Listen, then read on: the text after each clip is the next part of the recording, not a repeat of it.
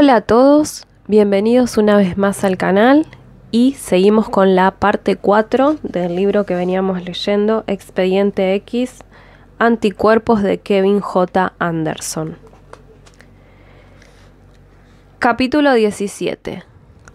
Ross Island Bridge, Portland, Oregón, martes 7:18 horas. La estructura cóncava y metálica del puente desaparecía en la temprana bruma matutina como un túnel infinito. Para Jeremy Dorman no era más que una ruta a través del río Willamette, en su largo y azaroso viaje fuera de la ciudad, hacia la naturaleza, hacia donde pudiera encontrar a Patrice y Jody Kennedy. Daba un paso tras otro a trompicones. No se sentía los pies, lejanos trozos de carne al final de sus piernas, que también eran como de goma, como si todo su cuerpo estuviera cambiando, alterándose, generando articulaciones en extraños lugares. En la parte más alta del puente se sintió suspendido en el aire, aunque la niebla le impedía ver el río abajo a lo lejos. Las luces de los rascacielos y las farolas de la ciudad eran débiles resplandores. Dorman siguió avanzando, concentrándose en el punto donde el puente se desvanecía en la bruma. Su objetivo era llegar al otro lado, un paso tras otro. Cuando lo lograra, se propondría otra tarea y otra, hasta que por fin lograra salir de Portland. Las montañas de la costa, el precioso perro parecía estar a una distancia imposible. El aire matutino era frío y húmedo, pero Dorman no lo sentía. No notaba su ropa pegajosa. Tenía los pelos de punta, pero no a causa de la temperatura, sino por la absoluta catástrofe que había estallado en todas sus células. Como científico, lo habría encontrado interesante. Como víctima le resultaba espantoso. Dorman tragó saliva. Tenía la garganta como atascada de baba, del moco que rezumaba de sus poros. Cuando apretó los dientes se le movieron sueltos en las encías. La periferia de su visión era una franja negra de nieve estática. No tenía más alternativa que seguir caminando. Un camión pasó por el puente. El ruido del motor y los neumáticos le palpitaron en los oídos. Dorman se quedó mirando hasta ver desaparecer las luces traseras. De pronto, se le encogió el estómago y su columna se cimbró como una serpiente furiosa. Temió desintegrarse allí mismo, derretirse en un charco de sangre descompuesta y músculos convulsos, una masa gelatinosa que gotearía por el suelo de rejilla del puente. ¡No!, gritó con un aullido inhumano en la quietud. Tendió una mano entumecida como de cera y se agarró a la barandilla del puente, ordenando a su cuerpo que cesasen las convulsiones. Estaba perdiendo otra vez el control. Cada vez se hacía más difícil detener a su cuerpo. Todos sus sistemas biológicos desobedecían las órdenes de su cerebro y asumían una voluntad propia. Dorman se agachó a la barandilla con las dos manos y apretó hasta que creyó que iba a doblar el acero. Debía de parecer un suicida a punto de saltar a las infinitas tinieblas del agua susurrante. Pero lo cierto es que no tenía ninguna intención de matarse. De hecho, todo lo que hacía era un desesperado esfuerzo por seguir vivo a cualquier precio. No podía ir al hospital ni buscar atención médica. Ningún médico del mundo sabría tratar su mal, y cada vez que diera su nombre llamaría la atención. No podía correr ese riesgo. De momento tendría que soportar el dolor. Por fin, cuando pasó el espasmo, echó a andar de nuevo. A pesar de sentirse débil y tembloroso, su cuerpo no colapsaría todavía, pero necesitaba concentrarse, restablecer su objetivo en su mente. Tenía que encontrar al maldito perro, Se metió la mano en el bolsillo roto de la camisa y sacó una fotografía arrugada y manchada del hollín que había cogido en la mesa de David Kennedy. La encantadora y joven Patrice con su bonito rostro y su pelo rubio, y el flaco y desgreñado Jody sonriendo a la cámara. Sus expresiones reflejaban los tiempos de paz antes de la leucemia de Jody, antes de la desesperada concentración de David en la investigación. Dorman entornó los ojos y se grabó la fotografía en la mente. Él había sido amigo íntimo de los Kennedy, había sido el tío adoptivo de Jody, prácticamente un miembro de la familia. Desde luego, mucho más que el veleidoso y grosero de Darin, eso seguro. Dorman conocía bien a Patrice y sospechaba dónde habría ido a esconderse. Ella se imaginaría que allí estaba a salvo, puesto que Darin sabía guardar muy bien sus secretos. El revólver que le había quitado al vigilante de seguridad le pesaba en el bolsillo de la chaqueta. Cuando por fin llegó al otro extremo del puente, Ross Island, Dorman miró hacia el oeste. Las boscosas montañas de la costa estaban muy lejos, perdidas en la niebla. En cuanto los encontrara, Dorman esperaba huir con el perro sin que Patrice ni Jody le vieran. No quería tener que matarles. ¡Qué diablos! El chico ya era un esqueleto, ya estaba casi muerto de leucemia. Pero si era necesario, estaba dispuesto a disparar. En realidad no importaba lo que sintiera por ellos. Ya tenía bastante sangre en las manos. De nuevo, maldijo a David y su ingenuidad. Darin había comprendido y había salido corriendo a esconder la cabeza, pero David, frenético y desesperado por ayudar a Jody, había ignorado ciegamente la auténtica procedencia de los fondos para su trabajo. ¿De verdad pensaba que estaban dando tantos millones a los laboratorios DIMAR para que David Kennedy pudiera decidir la ética que regiría su utilización? David había entrado en un campo de minas políticas y había puesto en marcha todos los sucesos que tanto daño habían provocado, incluyendo la propia lucha de Jeremy Dorman por la supervivencia. Una lucha en la que estaba siendo derrotado, a pesar de que las muestras del prototipo le habían mantenido vivo al principio. Ahora todo su cuerpo se desmoronaba en una explosión biológica, y él no podía hacer nada, al menos hasta que encontrara al perro. Litoral de Oregón, martes 12:25 horas. Mulder se detuvo junto al surtidor de la pequeña gasolinera. Salió del coche y miró el despacho acristalado y el cartel apagado de Conoco. Casi esperaba ver viejos sentados en mecedoras en el porche, o al menos que alguien saliera dando muestras de hospitalidad. Scully salió también a estirar las piernas. Llevaban horas conduciendo por la autopista 101, viendo la escarpada costa, pequeños pueblos y casas aisladas entre los árboles de las colinas. En algún lugar de esos bosques el hermano de David Kennedy se había unido a un aislado grupo de maquis, y era la misma zona en la que el labrador negro había sido atropellado. Era demasiada coincidencia para Mulder. Quería encontrar a Darin y obtener respuestas en cuanto a la investigación de DIMAR. Si Darin conocía la causa de la destrucción de los laboratorios, también podía saber por qué había desaparecido Patrice, pero la información sobre los maquis era muy vaga. El grupo mantenía en secreto su localización exacta y no tenía teléfonos ni electricidad. Sería tan difícil encontrarlos, así como también encontrar a Patrice y Jody. Mulder cogió la manguera del surtidor. En ese momento se abrió la puerta de la garita, pero en lugar de un empleado sonriente salió un hombre bajo y barrigudo, con el pelo ralo y canoso. «No toque eso», exclamó con expresión sombría. «Esto no es un autoservicio».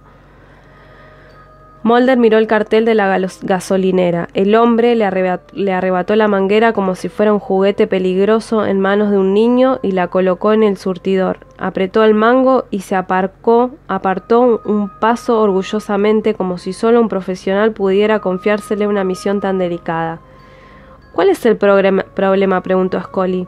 El hombre la miró ceñudo y luego a Mulder como si fueran increíblemente estúpidos. «Malditos californianos», dijo meneando la cabeza tras mirar su matrícula. «Esto es Oregón. Aquí no permitimos que los aficionados se sirvan la gasolina». Ambos agentes se miraron por encima del coche. «En realidad no somos de California», explicó Mulder, metiéndose la mano en el abrigo. «Somos agentes federales, trabajamos para el FBI, y le aseguro que en los rigurosos cursos de entrenamiento de Cuántico nos enseñan a poner gasolina». Mostró un instante su placa y señaló a Scully. «De hecho, la agente Scully está casi tan cualificada como yo para llenar su depósito». El hombre le miró con escepticismo. Llevaba la camisa de franela rota y manchada de aceite, y su mal afeitado le daba un aspecto desaliñado y sucio. Desde luego, no era de los que llevan corbata. Scully sacó la foto de Patrice y Jody Kennedy. «Estamos buscando a estas personas», dijo. «Una mujer de 30 y tantos años y su hijo de 12. No les he visto jamás», aseguró el hombre. Luego dedicó toda su atención a la manguera. Los números del surtidor giraban en círculo. «También tienen un perro», añadió Mulder, «un labrador negro». «No les he visto jamás», repitió el hombre.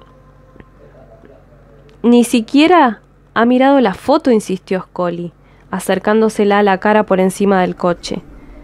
El hombre la miró y apartó la cara de nuevo. «Les digo que no les conozco. Tengo cosas mejores que hacer que andar fijándome en todos los forasteros que pasan por aquí». Mulder alzó las cejas. Era evidente que aquel hombre era justamente el típico que se fijaría muy de cerca en cada desconocido o cliente que pasara, y estaba seguro de que antes de que cayera la noche todo el mundo en 10 kilómetros a la redonda sabría que unos agentes federales buscaban a alguien por la solitaria costa de Oregón. «¿Y no sabrá por casualidad dónde podríamos encontrar un campamento de maquis por aquí?», preguntó Mulder. «Tal vez las personas que buscamos hayan venido a unirse a un miembro de su familia». El hombre alzó las cejas. «Sé que hay algunos campamentos de esos en las colinas y por el bosque, pero nadie en su sano juicio se acercaría demasiado a ellos». Scully sacó una tarjeta de visita. «Si ve usted alguna cosa, le agradeceríamos que nos llamara. No pretendemos detener a esas dos personas, necesitan ayuda». «Desde luego, siempre estoy dispuesto a cumplir con mi deber», respondió el hombre, metiéndose la tarjeta en el bolsillo sin echarle ni un vistazo. Terminó de echar gasolina, redondeando el total de la cuenta, y luego, con cierta malicia, echó unos centavos más en el depósito. Mulder pagó, cogió el recibo y subió el coche con Scully. «Parece que la gente de por aquí es muy celosa de su intimidad», dijo. «Sobre todo fuera de las ciudades. Oregón es famosa por albergar a los maquis, a los solitarios y a todo el que quiere que no le molesten». Scully miró en la foto el rostro sonriente de Jody Kennedy y Mulder adivinó sus pensamientos. ¿Por qué el hermano de David Kennedy estaría tan ansioso por desaparecer?, preguntó ella. Al cabo de unas horas de llamar a varias puertas, detenerse en bares, tiendas de souvenir y colmados dispenseros por carreteras secundarias, Mulder ya no sabía si lograría algo con aquella búsqueda metódica, si no encontraban alguna pista del paradero de Darin Kennedy. Podían quedarse de brazos cruzados en su habitación del motel Lincoln City, o podían hacer algo. Mulder, por lo general, prefería la acción. Intentó llamar a Frank Quinton, el forense, para conocer los resultados del análisis de la extraña mucosa, pero vio que el teléfono móvil no tenía cobertura. Suspiró, podía haberse perdido, ya una docena de llamadas. Aquellas montañas apenas estaban habitadas y por lo general no existía instalación eléctrica. Las subestaciones de teléfono estaban demasiado separadas para dar cobertura. Plegó la antena y se guardó el teléfono en el bolsillo. «Parece que estamos solos, Scully». Los pinos se agolpaban a cada lado de la carretera, formando un túnel. El suelo estaba cubierto de hojas mojadas, pinaza y musgo húmedo.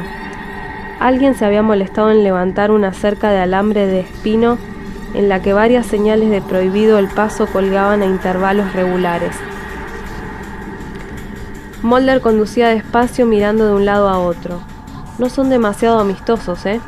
Creo que exageran un poco, convino Scully. Cualquiera que necesite tanta intimidad debe de ocultar algo. ¿Crees que estamos cerca del campamento? Mulder vio de reojo una forma oscura en movimiento, un animal. Lo miró con atención y de pronto frenó. «Mira, Scully». Estaba seguro de que lo que veía tras la cerca era un perro negro del tamaño del que buscaban. El animal los miró con curiosidad y luego desapareció de nuevo entre los árboles. «Vamos a ver, a lo mejor es Vader». Metió el coche en la estrecha cuneta de piedras y salió corriendo. Scully salió por el lado de la cuneta, pisando con cuidado. Mulder se agachó para atravesar la valla y luego sostuvo el alambre para que pasara Scully. El perro los miró un instante desde los árboles y se alejó nervioso. «Ven aquí, muchachos», clamó Mulder. Intentó silbar y echó a correr por la maleza. El perro ladró y salió disparado. Así no conseguirás que se acerque», dijo Scully corriendo tras su compañero. Mulder se detuvo a escuchar y el animal ladró de nuevo. Vamos, Scully». Entre los árboles, y a pesar de estar ya muy dentro del bosque, todavía se veían frecuentes señales de prohibido el paso, junto con otras que rezaban: «Propiedad privada, no pasar». Varios de los carteles estaban moteados de marcas de perdigones. Scully se mantenía alerta, consciente del auténtico peligro de las trampas y medidas ilegales que algunos grupos de maquis solían utilizar. En cualquier momento podían pisar un cepo o caer en un socavón. Mulder seguía subiendo por las pendientes tras el perro, agachándose entre los árboles y jadeando sin aliento, hasta que por fin llegó a la cresta de la colina. Una hilera de señales de peligro delimitaba la zona. Scully se acercó, acalorada por la carrera, y juntos coronaron la cima. «¡Oh, Mulder!». De pronto docenas de perros comenzaron a ladrar. Una alambrada coronada con alambre de espino rodeaba todo un conjunto de casas medio enterradas, búnkers, cabañas prefabricadas y garitas de guardia. El perro negro corría hacia allí. Mulder y Scully se detuvieron bruscamente al ver a varios hombres armados que salían de las garitas de guardia en las esquinas del cercado. Algunas mujeres se asomaron a las ventanas y cogieron a sus hijos para protegerlos de lo que pensaban que era una inesperada redada policial. Los hombres gritaban y disparaban al aire tiros de advertencia. Mulder alzó las manos al instante. Salieron otros perros, pastores alemanes, rottweilers y doberman. «Mulder, creo que hemos encontrado a los maquis que estábamos buscando», dijo Scully. Capítulo 19. Campamento de maquis, jueves 17:09 horas. «Somos agentes federales», anunció Mulder. «Voy a sacar mi placa». Con agónica lentitud metió la mano en su abrigo. Por desgracia, todas las armas siguieron apuntándole, incluso con más rabia si cabe. Aquellos maquis radicales probablemente no querían saber nada de ninguna agencia gubernamental. Un hombre de mediana edad y una larga barba se adelantó a la alambrada y le miró furioso. «¿Es que los agentes federales no saben leer?», dijo. «Han atravesado docenas de señales de prohibido el paso para llegar hasta aquí. ¿Tienen una orden de registro?». «Lo siento, señor», se disculpó Scully. «Queríamos coger a su perro, el negro. Estamos buscando a un hombre llamado Darin Kennedy. Tenemos razones para creer que tiene información sobre estas personas». Se sacó las fotografías de la chaqueta. Una mujer y su hijo. «Si da un paso más, estará en un campo de minas», advirtió el hombre. Los otros maquis seguían vigilándoles de cerca con creciente suspicacia. «Quédese donde está». Mulder pensó que los maquis no dejarían sueltos a los perros si realmente hubieran minas en torno al campamento. Pero por otra parte, tampoco era del todo inconcebible. No tenían muchas ganas de discutir con aquel hombre. «¿Quiénes son?», preguntó una mujer armada con un potente rifle. Parecía tan peligrosa como cualquier hombre, ¿Y por qué quieren hablar con Darin? Mulder mantuvo el rostro impasible, disimulando su emoción al saber que por fin habían encontrado al hermano de David Kennedy. El niño es sobrino de Darin Kennedy y necesita urgentemente atención médica, dijo Scully alzando la voz. Tienen un labrador negro, de modo que cuando vimos a su perro pensamos que podía ser el que estamos buscando.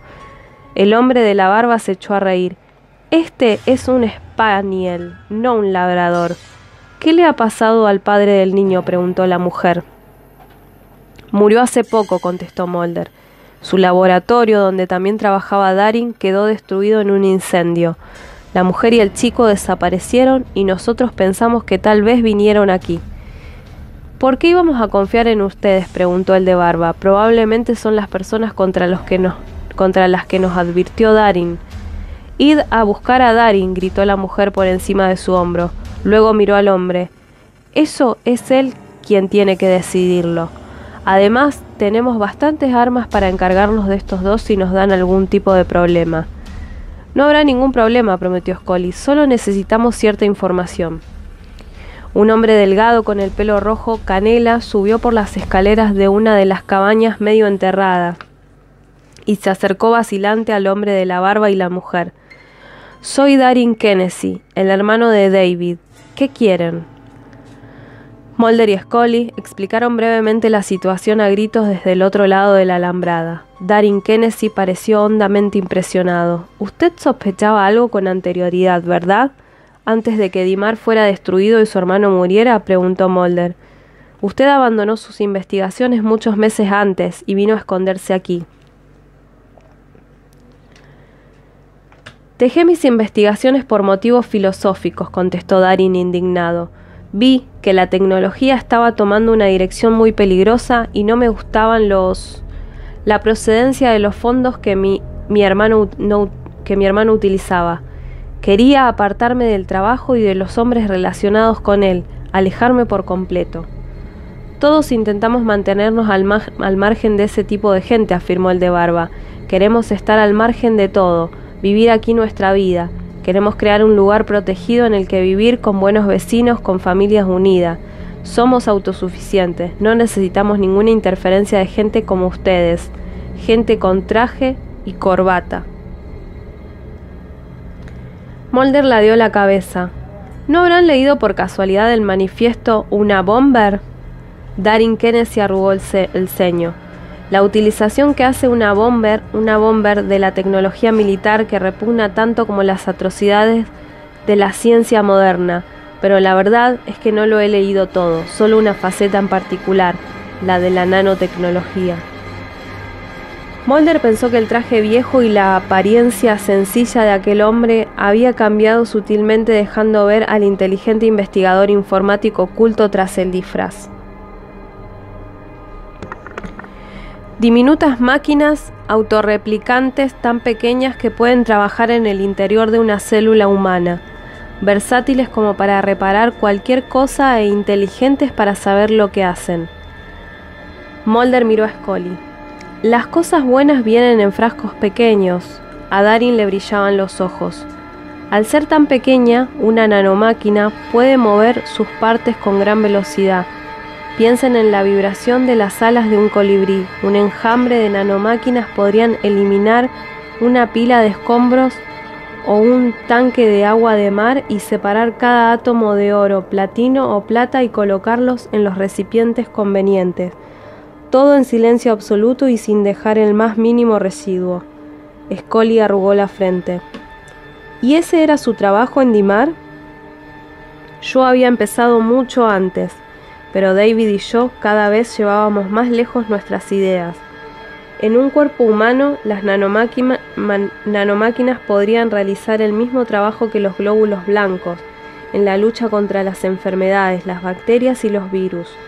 Pero a diferencia de los glóbulos blancos, estos nanomédicos podrían inspeccionar también cadenas de ADN, localizar cualquier célula que se volviera cancerosa y reprogramar el ADN, corrigiendo cualquier error o mutación que encontrasen.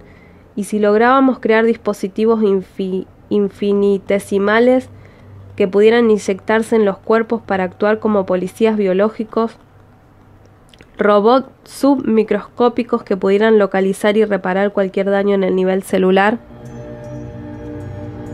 Una cura para el cáncer, dijo Mulder, y para cualquier otra cosa. Scully le miró con escepticismo. Señor Kenesey, he leído algunos artículos especulativos en revistas de ciencia divulgativa, pero desde luego, nada que pudiera sugerir que estamos cerca de un avance de ese tipo en nanotecnología. El progreso suele estar más cerca de lo que pensamos, afirmó Darin. Los investigadores de la Universidad de Wisconsin han utilizado tecnologías litográficas para producir engranajes automáticos del tamaño de la 10ª parte de 1 milímetro. Los ingenieros de los laboratorios A.T. Bell crearon semiconductores para clúster que contenían solo 12 átomos cada uno. Utilizando técnicas microscópicas, los científicos del Centro de Investigaciones de Almaden, de IBM, dibujaron un mapa completo del hemisferio occidental de la Tierra de una 15ª parte del diámetro de un pelo humano. ¿Pero habrá un límite de tamaño? ¿Habrá un momento en que ya no se puedan manipular las herramientas y los circuitos?, dijo Mulder. Los perros ladraron con más fuerza y el hombre de barba se agachó para tranquilizarlo. Darin Kenesey arrugó el ceño, distraído, como debatiéndose entre su necesidad de esconderse y negar todos sus descubrimientos y su evidente pasión por el trabajo que había abandonado. Eso es enfocar el problema desde un solo ángulo. David y yo empezamos a construir de abajo arriba. Buscamos el autoensamblaje, tal como se da en la naturaleza. Los investigadores de Harvard han utilizado aminoácidos y proteínas como plantillas para nuevas estructuras más pequeñas que una célula. Por ejemplo, con la experiencia combinada de David y yo en técnicas de microminiaturización y autoensamblaje biológico, intentamos realizar un importante descubrimiento apoyándonos en esos avances. ¿Y lo lograron? Tal vez. Todo parecía ir bien hasta que yo me marché. Supongo que mi hermano, el muy estúpido, siguió presionando, jugando con fuego. ¿Por qué dejó usted la investigación si era tan prometedora? Hay un lado oscuro, agente Mulder, prosiguió Darin mirando a los demás. A veces se cometen errores. En una investigación se fracasa muchas veces antes de lograr el éxito. Forma parte del proceso de aprendizaje. La cuestión en sí, podemos permitirnos ese proceso con la nanotecnología. La mujer de la escopeta lanzó un gruñido, pero se abstuvo de hacer comentarios. Suponga que una de nuestras muestras nanomáquinas, una simple sin el programa de seguridad, escapara del laboratorio, dijo Darin. Si esta nanomáquina se reproduce y cada una de sus copias vuelve a reproducirse, en unas 10 horas habría 78.000 millones de nanomáquinas. En menos de 2 días podrían descomponer todo el planeta, molécula por molécula. En solo 2 días. Piense en la última vez que el gobierno de cualquier nación tomó una decisión tan rápida, incluso una emergencia. No era de extrañar que la investigación de Kenesey supusiera una amenaza para los círculos de poder establecidos, pensó Mulder. No era de extrañar que hubieran intentado suprimirla a cualquier precio. Pero usted abandonó los laboratorios de IMAR antes de que las investigaciones arrojaran a la luz resultados concretos, dijo Scully. Los resultados no saldrán nunca a la luz, replicó Darin con desdén. Yo sabía que nunca serían disponibles para la sociedad. David hablaba de hacerlos públicos, de publicar los resultados de nuestras primeras pruebas con ratones y animales pequeños. Pero tanto yo como nuestro asistente Jeremy Dorman le disuadimos de ello. Darin respiró hondo. Supongo que estaba ya demasiado cerca. Si esa gente se decidió por fin a quemar los laboratorios y destruir todos los datos. Patrice y Joyce no están con usted, ¿verdad?, preguntó Scully. ¿Sabe dónde están? No elegimos caminos distintos. No, elegimos caminos distintos. No he hablado con nadie de la familia desde que vine a este campamento, señaló. Señaló los perros, la garita de guardia, el alambre de espino. Eso sería poco elegante para ellos. Pero Jody es su sobrino, comentó Mulder. La única persona con la que el chico pasaba algún tiempo era Jeremy Dorman. Era lo más parecido a un tío. También murió en el incendio de Dimar, dijo Scully.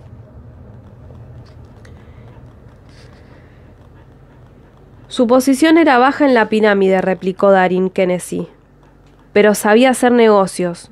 No consiguió los primeros fondos y se encargó de que siguieran entrando dinero. Cuando me marché para venir aquí, creo que le encantó ocupar mi puesto y trabajar con David. Darin frunció el entrecejo. Pero yo ya no tenía nada que ver con ellos, ni entonces ni ahora. Parecía turbado, como si empezara a asimilar en ese momento la noticia de la muerte de su hermano. Antes estábamos muy unidos. Solíamos ir a la montaña. ¿Dónde?, preguntó Mulder. Patrice diseñó una pequeña cabaña, un refugio donde podía aislarme de todo. Scully miró a Mulder y luego a Darin. ¿Podría decirnos dónde está esa cabaña? Darin frunció de nuevo la frente. Parecía inquieto. Cerca de Colvine. Se va por un sinuoso camino de tierra. Tenga mi tarjeta, dijo Mulder. Por si aparecen o se entera usted de algo. Aquí no tenemos teléfono. Scully cogió a Mulder de la manga. Gracias por su tiempo. Cuidado con las minas, advirtió el hombre de la barba. Lo tendremos. A pesar del cansancio y del sudor, Mulder estaba contento con la información que habían obtenido. Volvieron al coche a través del bosque. A Scully le parecía increíble aquel modo de vida. Alguna gente es capaz de cualquier cosa por sobrevivir, murmuró.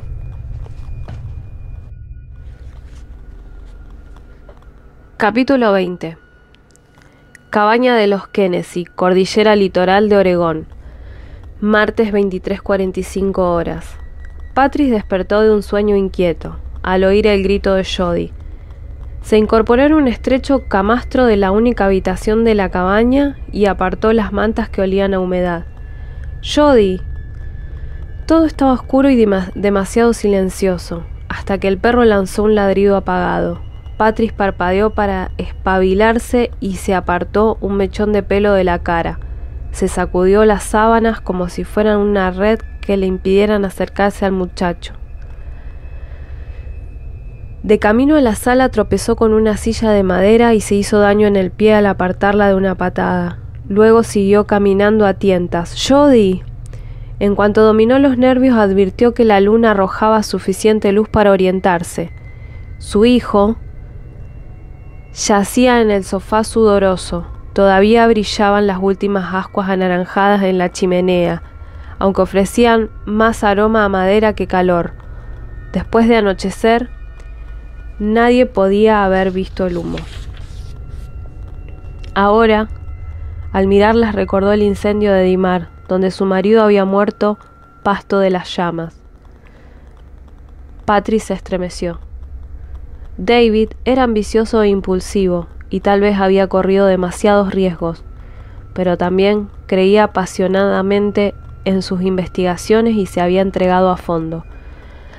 Ahora había muerto por sus descubrimientos y Jody había perdido a su padre. Vader estaba sentado junto a Jody como un guardián, olisqueando preocupado el pecho del muchacho.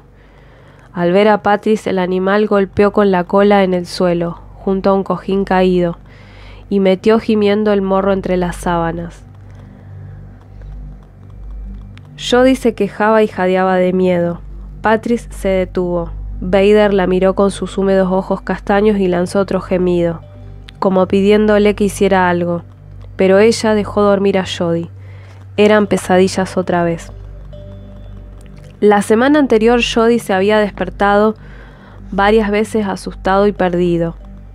Desde el comienzo de aquella desesperada huida, había una buena razón para tener pesadillas, pero ¿era su miedo lo que provocaba las pesadillas o era otra cosa?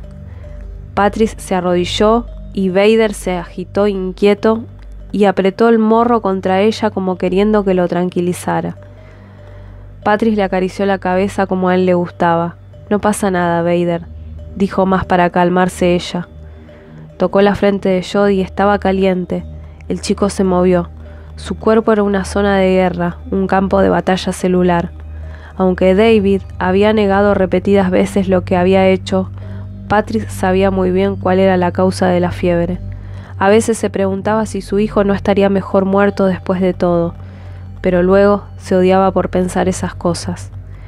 Vader se acercó a la chimenea, olisqueó a los pies de una silla y volvió junto a Jodie con una pelota de tenis en la boca. Quería jugar, como si estuviera convencido de que jugando todo iría bien. Patrice le miró ceñuda. ¿Sabes una cosa? Tienes demasiada energía. El perro gimoteó y mordió la pelota. Patrice recordó otro momento en el salón de su casa, su vieja casa de Tigar, ahora saqueada y destrozada. Jodie, presa de horribles dolores de cáncer, se había dado un baño bien caliente, había tomado sus analgésicos de costumbre y se había acostado temprano dejando a solas a sus padres. Pero el animal no quería calmarse, y si no podía jugar con el chico, estaba dispuesto a molestar a los adultos. David jugó un rato con él sin ganas ante la mirada inquieta y a la vez fascinada de Patrice. El perro tenía ya 12 años, la misma edad de Jodie, y era extraño que tuviera tanta energía. Vader parece un cachorro otra vez, comentó. Anteriormente el perro había caído en la rutina de su edad madura y dormía casi todo el tiempo, excepto por las fiestas que le hacía todos los días cuando volvían a casa. Pero en los últimos días, el perro estaba cada vez más activo y juguetón. ¿Qué le habrá pasado? David, con su pelo corto, sus pobladas cejas y su sonrisa, estaba encantador. Nada. Patrice se incorporó en el sofá. ¿No te lo habrás vuelto a llevar al laboratorio?, preguntó alzando la voz. ¿Qué le has hecho?, dijo furiosa. Vader soltó el juguete que David tenía en la mano y se la quedó mirando como si se hubiera vuelto loca. ¿Por qué gritaba cuando estaban jugando? David la miró fijamente y alzó las cejas con expresión sincera. No le he hecho nada, de verdad. El perro volvió a tirar su juguete, meneando la cola y gruñendo con las patas enterradas en la alfombra. David siguió jugando con él, apoyándose contra el sofá. «Pero mírale», exclamó, «¿cómo puedes pensar que le pasa algo?». Sin embargo, a lo largo de los años de su matrimonio, Patrice había aprendido a reconocer y a odiar las mentiras de David. Su esposo había estado muy concentrado en su investigación, sin prestar atención a otra cosa, saltándose normas y restricciones. Había emprendido muchas acciones sin consultarlas con ella, convencido de que hacía lo correcto. Era su modo de proceder. Había estado demasiado sumido en su trabajo para advertir los sospechosos hechos que ocurrían en los laboratorios Dimar, hasta que fue demasiado tarde. Patrice sí se había dado cuenta de que pasaba algo. Estaban vigilando su casa por las noches, e incluso la vigilaban a ella cuando salía con David. Se oían extraños ruidos en el teléfono. David había desechado sus preocupaciones. Era un hombre brillante, pero también muy despistado. Por lo menos en el último momento la habían llamado para avisarla. Ella había huido con Jodie mientras los manifestantes incendiaban las instalaciones Dimar, dejando a su esposo y a Jeremy atrapados en aquel infierno. Patrice apenas había tenido tiempo de esconderse en aquella cabaña con su hijo sano. Jodie en el sofá se había calmado en sus sueños.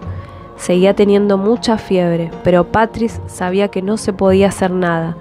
Le tapó de nuevo con las mantas y le apartó unos mechones de pelo de la frente sudorosa. Vader, renunciando a jugar, dejó que la pelota de tenis rebotara en el suelo y que con un hondo suspiro giró 3 veces en círculo delante del sofá y se tumbó para velar al muchacho. Satisfecha con la devoción del perro, Patrice volvió a su cama, contenta de no haber despertado a Jodie y de no haber encendido ninguna luz que pudiera verse fuera en la oscuridad. Se quedó despierta, demasiado acalorada a veces y otras temblando de frío. Le hacía falta descansar, pero no podía bajar la guardia ni un instante. Con los ojos cerrados maldijo a su marido y se quedó escuchando por si oía ruidos afuera.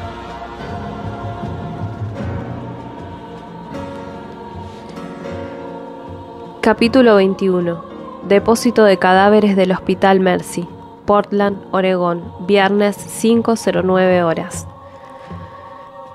A Edmund le sorprendió lo rápido que llegaron los oficiales, teniendo en cuenta que venían desde Atlanta, Georgia. Su actitud le puso tan nervioso que ni siquiera se atrevió a pedirles las credenciales, simplemente se alegraba de que alguien pareciera creer su historia. Edmund había sellado el cajón 4E tras el incidente de la noche anterior y había bajado todo lo posible la temperatura, aunque nadie mostró mucho interés en buscar los monstruos que le habían dado el susto. Quería hablar con su mentor, el Dr. Quinton, pero el forense estaba muy ocupado analizando la muestra de mucosa obtenida durante la autopsia. Tenía que aparecer en cualquier momento, pero los oficiales llegaron antes. Eran 3 hombres con aspecto profesional, bien vestidos y sombríos. «Somos del Centro de Control de Epidemias», dijo uno sacando una placa con su escudo de plata y una borrosa fotografía de carnet. El hombre se guardó la identificación antes de que Edmund pudiera leer ni una palabra. «Han venido por...», balbuceó. «Es absolutamente necesario confiscar el tejido orgánico que tienen guardado en este depósito», dijo el de la izquierda. «Tenemos entendido que ayer se produjo un incidente». «Ya pueden decirlo», replicó Edmund. «Había visto antes algo así. Yo he mirado en todos mis libros de medicina y... tenemos que destruir el espécimen». «Por cuestiones de seguridad», dijo otro de ellos. Edmund se sintió aliviado al ver que alguien se encargaba de todo aquello. «Inspeccionaremos todos los datos que tengan referentes a la víctima y cualquier espécimen que puedan guardar aquí. También tomaremos precauciones extremas para esterilizar hasta el último rincón de este depósito». «¿Creen que estaré infectado?», preguntó Edmund. «Es muy improbable. Habría manifestado usted síntomas inmediatamente». Edmund tragó saliva. Sin embargo, sabía cuál era su deber. Pero tienen que examinarme», dijo. «El forense tiene una responsabilidad». «Así es». Frank Quinton, que entraba en ese momento, los miró con su expresión paternal. «¿Qué pasa aquí?». «Le aseguro, señor, que tenemos autoridad para esto, y es una posible cuestión de seguridad nacional y salud pública. Estamos muy preocupados». «Yo también», aseguró Quinton. «¿Trabajan ustedes con los agentes federales que vinieron el otro día?». «Esta fase de la operación queda fuera de su jurisdicción. Esta situación supone un extremo peligro si no tomamos las precauciones debidas». La mirada de aquel hombre era tan dura que hasta el forense parecía intimidarlo. «Habrá que traer todo un equipo para sacar el biomaterial del cajón refrigerado. Intentaremos molestarle lo menos posible». «Bueno, supongo». La voz de Quinton se desvaneció mientras los 3 hombres del Centro de Control de Epidemias le sacaban a él y a su ayudante de la sala. «Edmund, vamos a tomar un café», dijo finalmente mirando inquieto por encima del hombro. Encantado con la invitación de su superior, hasta ahora nunca había tenido tanta suerte, Edmund subió con él al ascensor y le acompañó a la cafetería. Todavía intentaba recobrarse. Aún seguía viendo los tentáculos de aquella criatura que pretendía escapar del cajón. En circunstancias normales le habría hecho 1000 preguntas al forense. Habría cotejado detalles con él. Le habría demostrado todo lo que había aprendido en sus estudios nocturnos. Pero Quinton se miraba las manos silencioso y hondamente preocupado, dándole vueltas y vueltas a la tarjeta que le habían dado los agentes del FBI. Cuando volvieron al sótano 1 hora más tarde, el depósito había sido totalmente esterilizado. El cajón 4E estaba vacío. Los hombres no habían dejado ninguna nota, ningún papel. «No tenemos forma de ponernos en contacto con ellos para averiguar sus resultados», comentó Edmund. Pero el forense se limitó a mover la cabeza. «Tal vez sea mejor así». Capítulo 22. El remolino del diablo. Litoral de Oregón, viernes 10, 13 horas. El mar se estrellaba contra los negros acantilados con un estruendo sordo, como si bloques de cemento se precipitaran desde una gran altura. La brisa fría y salada azotaba el rostro de Scully. Se llama el remolino del diablo, comentó Mulder, aunque Scully ya había leído la señal indicadora. Abajo las olas batían en la pared erosionada del acantilado, tornando el agua blanca en un remolino de espuma. Varias cuevas marinas se habían desplomado, creando una serie de pasadizos, y cuando el agua entraba en aquel estrecho hueco, canalizaba su fuerza y salía disparada hacia arriba como en un surtidor, como si se tratara de un cañón de agua que disparaba hacia la cima de los acantilados, empapando a los visitantes despistados. Según los carteles, mucha gente había muerto allí, turistas imprudentes que bajaban hacia la boca del remolino y a los que el inesperado geyser de agua le había explotado encima. Sus cuerpos habían sido golpeados contra la roca cubierta de algas o simplemente se habían hundido en el mar. En el aparcamiento del mirador había varias camionetas, furgonetas y coches de alquiler. Las gaviotas, ajenas a todo, chillaban en el cielo. A un lado se veía un destartalado kiosco cuyo alero de aluminio restallaba al viento. Un hombre sonriente con una gorra de golf vendía perritos recalentados, café rancio, bolsa de patata y latas de refresco. Al otro lado del aparcamiento, una mujer con trenzas embutidas en un chaleco de plumón miraba sus alfombras hechas a mano aletear con furia tendidas en un cordel. Scully, intentando ignorar el dolor de cabeza y respirando hondo aquel aire frío y salado, se abrochó el abrigo. Mulder se acercó al borde del acantilado, esperando ansioso que el agua se disparase hacia arriba. Scully sacó el teléfono móvil y, viendo con alivio que por fin la señal era bastante fuerte, marcó el número del forense de Portland. «Ah, agente Scully», contestó el doctor Quinton. «Llevo toda la mañana llamándola. ¿Se saben los resultados?»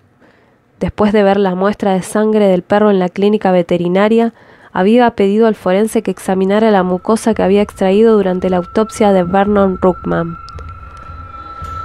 Mulder, junto a la inestable barandilla del acantilado, miraba fascinado la columna de agua que se alzaba en el aire, se curvaba en dirección al precipicio y volvía a caer al mar. Scully le hizo señas de que se acercara mientras ella se apretaba el teléfono contra el oído, intentando comprender lo que decía el forense por encima de los ruidos estáticos. Por lo visto ha sucedido algo inusual, con el cuerpo de la víctima en el refrigerador del depósito. Quinton parecía vacilante. Nuestro auxiliar declaró haber oído ruidos, algo que se movía dentro del cajón, y lo cierto es que había permanecido cerrado desde que usted se marchó. «Esto es imposible», afirmó Scully. «El hombre no podía seguir vivo, aunque la enfermedad lo hubiera sumido en alguna especie de coma profundo. Yo ya le había realizado una autopsia». «Conozco bien a Edmund, y no es un hombre asustadizo. A veces es un poco pesado, la verdad, pero no es de los que se andan inventando historias». Yo estaba dispuesto a otorgarle el beneficio de la duda, pero... Quinton vaciló de nuevo y Scully apretó más el teléfono, intentando captar el tono de su voz. Por desgracia, antes de que pudiera corroborarlo yo mismo, vinieron unos caballeros del Centro de Control de Epidemias y lo esterilizaron todo. Como precaución se llevaron el cajón refrigerado. ¿Del centro?, preguntó Scully incrédula. Había trabajado muchas veces con ellos y eran auténticos profesionales que seguían con todo rigor los procedimientos oficiales. Aquello parecía ser obra de otra gente, pero le inquietaba más lo que había averiguado esa misma mañana cuando llamó a Atlanta para conocer los resultados de la muestra que ella misma había enviado. Por lo visto, el técnico del laboratorio había perdido el espécimen. Mulder se acercó apartándose de la frente el pelo mojado. Aunque el viento seguía agitándoselo, Scully le miró mientras hablaba con el forense, intentando mantener un tono neutro de voz.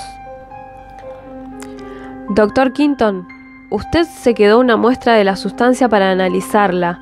¿Ha encontrado algo?» El forense se quedó pensando un momento antes de contestar. Scully oía ruidos estáticos en la línea. «Creo que es algún tipo de infección», dijo él por fin. Aparecen unas manchas diminutas que yo no había visto nunca. La muestra está infestada. Las he ampliado al máximo y no se parecen a ningún microorganismo que yo conozca. Son formas geométricas, como cajas diminutas, unos pequeños cubos. Scully sintió un escalofrío recordando lo que Darin Kennedy le había dicho en el campamento de Maquis. ¿Ha oído usted hablar de algo parecido, agente Scully?, preguntó Quinton. Usted también es médico, ella carraspeó. Ya le volveré a llamar. Tengo que hablar con mi compañero para comparar notas. Gracias por la información. Cortó la llamada y le resumió a Mulder la conversación. Él asintió con la cabeza. Desde luego tenían mucha prisa por librarse del cadáver del vigilante, por eliminar todas las pruebas. Scully se quedó pensando mientras escuchaba el estruendo del mar contra las rocas. No parece nada propio del Centro de Control de Epidemias. No han dejado ningún recibo oficial ni ningún número de teléfono por si Quinton obtiene más información. Mulder se abrochó el abrigo. Scully, no creo que fueran los del Centro de Control. Yo creo que más bien podrían ser los mismos que organizaron la destrucción de los laboratorios Dimar y cargaron la responsabilidad sobre el grupo de defensa de los animales. ¿Y por qué iban a querer hacer algo así, Mulder? Ya oíste al hermano de Kennedy. Se trata de nanotecnología. De alguna manera se les ha ido de las manos. Tal vez se ha escapado algún animal que lleva adentro algo muy peligroso. La mucosa del vigilante muerto parece ser lo mismo que vimos en la muestra de sangre del perro. Scully se puso las manos en las caderas. El viento agitaba su pelo rojizo. Hay que encontrar a Patrice y Jodie Kennedy, Mulder, y a su perro. Detrás de ellos el remolino del diablo volvió a estallar. El agua se elevó en el aire y un grupo de niños con sus padres junto a la barandilla gritaron y se echaron a reír. Nadie parecía prestar atención al hombre de los perritos ni a la mujer de las alfombras. Estoy de acuerdo, Scully. Después de lo que ha dicho el Dr. Quinton, me parece que no somos los únicos que los están buscando. Capítulo 23. Tillamook County, Cordillera Litoral de Oregón, viernes 10:47 horas. La lluvia torrencial empapaba el camino y su ropa, pero Jeremy Dorman tenía problemas más importantes.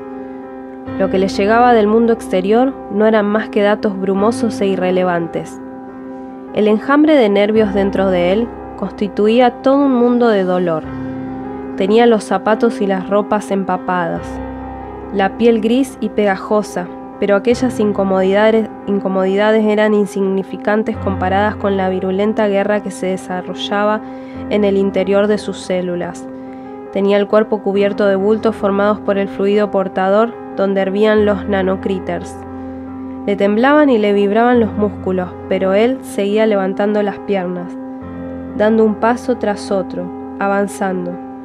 Su cerebro ya no era más que un pasajero de su cuerpo.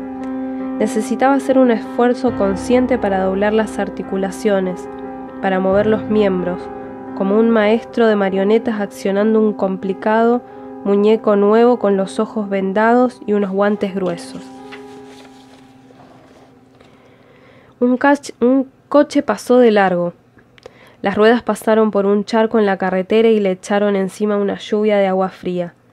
Las luces traseras parpadeaban un instante cuando el conductor se dio cuenta de que lo que había hecho, pero el hombre se limitó a tocar el claxon varias veces y prosiguió su camino. Dorman siguió avanzando por la lodosa cuneta. La carretera se internaba en las boscosas montañas. No sabía cuántos kilómetros había recorrido desde Portland, pero esperaba encontrar la forma de seguir adelante. No tenía dinero, pero de todas formas no se hubiera atrevido a alquilar un coche, por miedo a que le identificaran. Nadie sabía que estaba vivo, y Dorman no quería que se supiese. Además, era un riesgo conducir cuando no podía confiar en su cuerpo ni en su percepción. Llegó a una estación de servicio con un pequeño edificio, con una puerta y una luz roja para camiones. Las ventanas estaban cubiertas con cortinas y se veía un cartel de cerrado que no parecía haber cambiado en meses. Dorman miró el refugio. No habría calefacción ni comida, pero estaría seco. Deseaba protegerse un momento de la lluvia para dormir. Pero era probable que no volviera a despertar, se le acababa el tiempo. Pasó de largo en la estación de servicio. A un lado se extendían campos de patatas empapados de agua. Al otro lado de la carretera había un pantano. Dorman se dirigió hacia la suave pendiente que se internaba en las montañas. En la periferia de la visión veía danzar extrañas formas como nieve estática.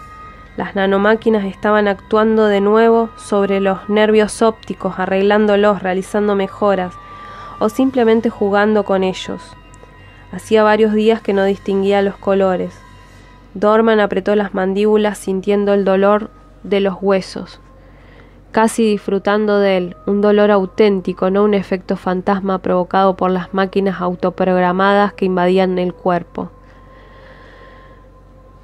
Siguió caminando tan concentrado en seguir adelante que ni siquiera oyó el rumor del camión que se acercaba. Era un vehículo enorme, medio cargado de troncos de pino podados y descortezados. Dorman lo miró y se hizo a un lado. El conductor hizo parpadear las luces y redujo la marcha. Los frenos chirriaron, el camión se detuvo a 10 metros de Dorman.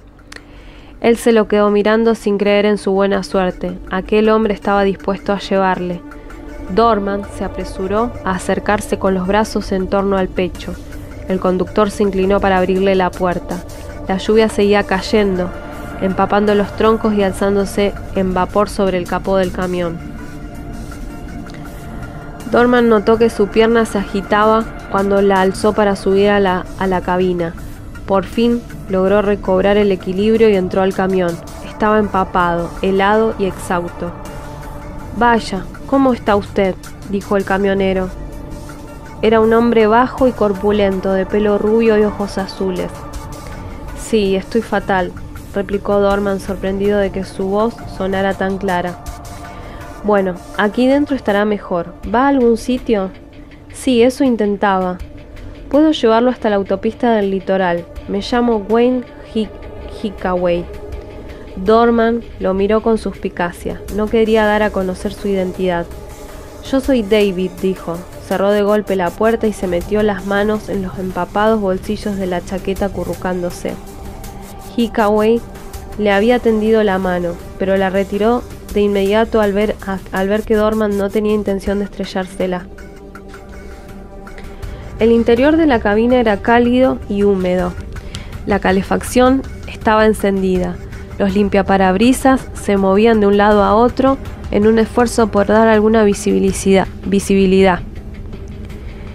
El equipo de música excesivamente caro dejaba oír las noticias de la radio, aunque allí, en las montañas, la recepción era muy mala y estaba cargada de ruidos estáticos. El camionero volvió a poner en marcha el vehículo, que con un rugido comenzó a subir la carretera, mojada en dirección a los bosques. Dorman no hacía más que pensar en que cada momento se acercaba más a su objetivo. Aquel hombre no tenía ni idea del tremendo riesgo que estaba corriendo, pero Dorman tenía que concentrarse en encontrar a Patrice y Jody y al perro, a cualquier precio. Se arrellanó en el asiento, apoyado contra la puerta, intentando ignorar el miedo y la sensación de culpa.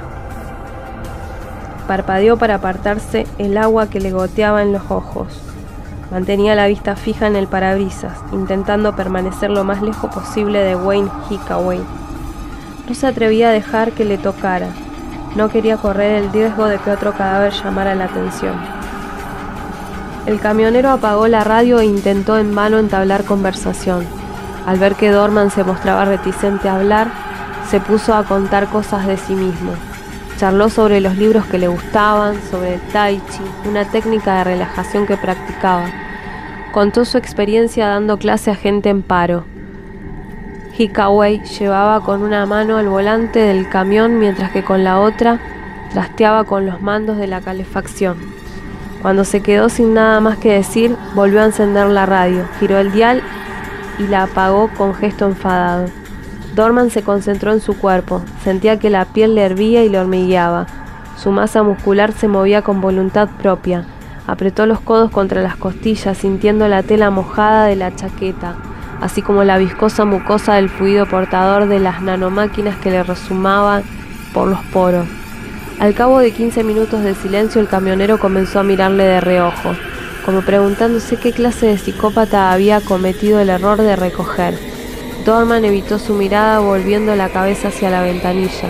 De pronto sintió un espasmo de las entrañas. Se inclinó y se llevó las manos al estómago, resollando entre dientes. Notaba algo agitarse bajo su piel, como un topo que excavara un túnel entre sus costillas. «Oiga, ¿está usted bien?», preguntó el camionero. «Sí», logró contestar Dorman. Apretó con fuerza hasta que por fin recobró el dominio sobre su amotinado sistema biológico. Respiró hondo unas cuantas veces y las convulsiones remitieron. Aún así sentía el movimiento de sus órganos internos explorando su libertad, agitándose en partes que no deberían poder moverse. Era como llevar una tormenta adentro. Wayne Hickaway le miró un instante y volvió a concentrarse en la carretera, agarrando con fuerza el volante. Dorman permaneció en silencio, acurrucado contra la pared. La mucosa comenzaba a encharcarse debajo de él. Sabía que en cualquier momento podía perder de nuevo el control. A cada instante se le hacía más y más difícil. Capítulo 24. Tienda y Galería de Arte de Max, Colvin, Oregon. Viernes 12:01 horas. Scully estaba cansada de conducir y se alegró de tener la posibilidad de parar y preguntar a otras personas si habían visto a Patrice y Jody Kennedy. Mulder iba en el asiento del copiloto con la chaqueta manchada de las migas de los ganchitos que iba comiendo. Acercó la cara al mapa de carreteras del estado de Oregón. «No veo este pueblo en el mapa», dijo. «Es Colvin, ¿no?». Scully aparcó delante de una pintoresca casita en cuya fachada colgaba un cartel pintado a mano: «Tienda de Max». «Scully, estamos en el pueblo y no lo encuentro». En la pesada puerta de madera del establecimiento se anunciaba Tabaco Morley. Cuando entraron sonó una campanilla y crujieron los tablones del suelo. «Por supuesto, tienen una campana encima de la puerta», dijo Mulder alzando la vista. Varias neveras y congeladores estilo años 50, blancos con adornos cromados, albergaban bocadillos, botellas de refrescos y comida congelada. En torno a la caja registradora había varias cajas de Slim Jims, tamaño gigante, y una infinita variedad de chocolatinas. Tras unas estanterías de cedro llenas de chucherías, se veían varias camisetas con ingeniosos dichos relativos al mal tiempo de Oregón. Gafas de sol, mantelitos, barajas de naipes y llaveros completaban el surtido. Scully vio unas acuarelas colgadas en la pared opuesta, encima de una nevera. Las etiquetas con los precios colgaban de los marcos. Debe de haber alguna ley en el condado que obligue a cada pueblo a tener un cierto número de galerías de arte. Una anciana se sentaba en la caja registradora, oculta tras una barricada de periódicos y bandejas con chicles, caramelos y chocolatinas. Llevaba el pelo teñido de un rojo muy llamativo y unas gruesas gafas sucias de marca de dedo. Estaba leyendo un periódico sensacionalista cuyos titulares proclamaban: «El Bigfoot encontrado en New Jersey, embrión alienígena congelado en unas instalaciones del gobierno, e incluso ritos caníbales en Alaska». Mulder leyó los titulares y se volvió hacia Scully, enarcando las cejas. La mujer les miró por encima de las gafas. «¿Puedo ayudarles? ¿Necesitan mapas o un refresco?» Mulder le enseñó su placa de identidad. «Somos agentes federales. Señora, tal vez pueda usted indicarnos la dirección de una cabaña que está cerca de aquí. Es propiedad del señor Darin Kennedy». Scully puso sobre el mostrador las manoseadas fotos de los Kennedy. La mujer se apresuró a doblar el periódico y lo arrojó tras la caja registradora. Luego miró las fotos a través de sus gafas manchadas. «Estamos buscando a estas dos personas», explicó Scully sin dar más información. Jody Kennedy sonreía con optimismo en una de las fotografías, pero tenía el rostro enjuto y macilento. Se le había caído casi todo el pelo y se le veía la piel gris debido a la quimioterapia y las radiaciones. La mujer se quitó las gafas y las limpió con un pañuelo de papel, antes de volvérselas a poner. «Sí, creo que les he visto, por lo menos a la mujer. Hace una semana o dos vino por aquí». Mulder se animó. «Sí, la fecha más o menos coincide». «Este niño está muy enfermo», terció Scully, incapaz de evitar entrar en detalles, como para lograr así la ayuda de aquella mujer. «Se está muriendo de leucemia y necesita tratamiento inmediato. Puede haber empeorado mucho desde que le hicieron esta fotografía». La mujer volvió a mirar la foto. «Pues entonces puede que me equivoque», dijo. «Que yo recuerde, el chico que iba con esta mujer parecía de lo más sano. Podrían estar en la cabaña de Kennedy. Hace mucho tiempo que está vacía». La mujer se echó hacia atrás en la silla, que crujió con un sonido metálico, y se subió las gafas sobre el puente de la nariz. «Aquí las cosas no pasan desapercibidas». «¿Podría indicarnos la dirección, señora?», insistió Scully. La mujer sacó un bolígrafo, pero no se molestó en escribir nada. «Unos 10 o 12 kilómetros atrás, por donde venían, giren por una pequeña carretera llamada Locust Spring Drive, y al cabo de medio kilómetro giren por el tercer camino a la izquierda», dijo jugueteando con su collar de perlas falsas. «Es la mejor pista que tenemos hasta ahora», comentó Scully, mirando ansiosa a su compañero. La idea de rescatar a Jody Kennedy y ayudarle le proporcionaba renovadas fuerzas. Como agente del FBI, Scully debía mantener la objetividad y no involucrarse emocionalmente en ningún caso, para no perder la imparcialidad. Pero en esta ocasión no podía evitar sus sentimientos. Compartía con Jody Kennedy la sombra del cáncer, y el hilo que la unía a aquel chico desconocido era demasiado fuerte. Su deseo de ayudarle era mucho más vehemente de lo que podía haber imaginado cuando se marcharon de Washington para investigar el incendio de Dimar. Sonó de nuevo la campanilla de la puerta y entró un agente de policía. Scully le miró por encima del hombro mientras él se acercaba a la nevera y cogía una botella grande de naranjada.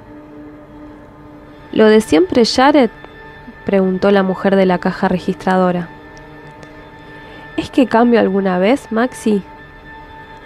Ella le arrojó un paquete de ganchitos de queso. El policía saludó a Mulder y Scully con un gesto de cabeza y vio las fotografías así como la placa de identificación de Mulder. «¿Puedo ayudarles?». «Somos agentes federales», dijo Scully. Fue a mostrarle las fotografías pensando que tal vez podría acompañarles hasta la cabaña donde Patrice y Jody podían estar prisioneros, pero de pronto se oyó la radio que Jared llevaba al cinto. Era una voz oficial, muy profesional, aunque sonaba con un tono de alarma. «Jared, ven inmediatamente. Tenemos una situación de emergencia. Un motorista ha encontrado un cadáver en la autopista, 1 kilómetro más allá de la propiedad de los Doyle». El policía cogió la radio. «Aquí, el oficial Penwick», dijo. «¿Un cadáver? ¿En qué condiciones está?». «Es un camionero. La carga de troncos está medio tirada en la carretera.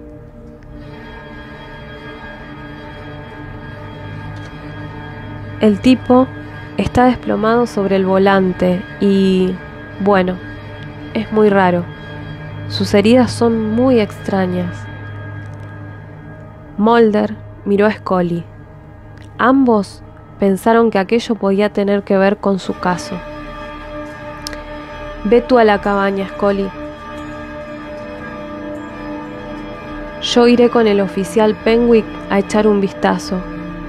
Si no es nada, le diré que me lleve a la cabaña. Nos veremos allí. Scully sabía que tenían que investigar ambas posibilidades sin pérdida de tiempo, aunque no le gustaba separarse de su compañero. Sobre todo, toma las precauciones necesarias, dijo. Lo haré. Mulder se encaminó a la puerta. La campanilla volvió a sonar cuando salió el policía con los ganchitos de queso y la botella de naranjada en una mano, mientras con la otra sostenía la radio. Antes de marcharse volvió la cabeza. Apúntamelo, Maxi, ya te pagaré luego. Scully salió precipitadamente tras ellos. Mulder y el agente echaron a correr hacia el coche patrulla, aparcado delante del colmado. Intenta encontrarlos, Scully, gritó Mulder. Averigua todo lo que puedas, te llamaré por el móvil. Las dos puertas del coche se cerraron a la vez y el vehículo patrulla dio media vuelta con una rociada de gravilla mojada y salió disparado por la carretera con las luces rojas destellando. Scully volvió a su coche de alquiler y advirtió consternada que el teléfono no funcionaba. Una vez más, no tenía cobertura.